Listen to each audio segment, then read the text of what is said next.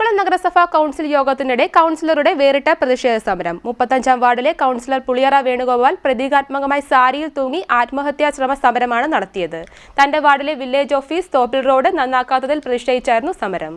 കായംകുളം നഗരസഭ 35-ാം ward councillor Puliyara Venugopal Kayamkulam നഗരസഭാ council ഹാളിൽ നടന്ന കൗൺസിൽ യോഗത്തിനിടെ പ്രതീകാത്മകമായി ആത്മഹത്യാശ്രമ സമരം നടത്തി. 35-ാം വാർഡിലെ വില്ലേജ് ഓഫീസ് തോപ്പിൽ റോഡ് നന്നാക്കാത്തതിൽ പ്രതിഷേധിച്ചായിരുന്നു പ്രതീകാത്മകമായ സമരം.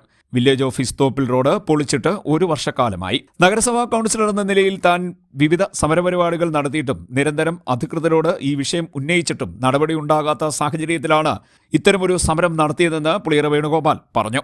ഓണത്തിന് മുൻപ് റോഡ് പുനർനിർമ്മിച്ചില്ല എങ്കിൽ ശക്തമായ സമരം ആരംഭിക്കുമെന്നും പുളിയറ വേണുഗോപാൽ അറിയിച്ചു. ഈ ആവശ്യമുന്നയിച്ച് ഏതാനും മാസം മുമ്പ് നഗരസഭാ കവാടത്തിൽ ഏകദിന ഉപവാസം നടത്തുകയും ചെളിവെള്ളത്തിൽ ഉരുളുകയും ചെയ്തിരുന്നു.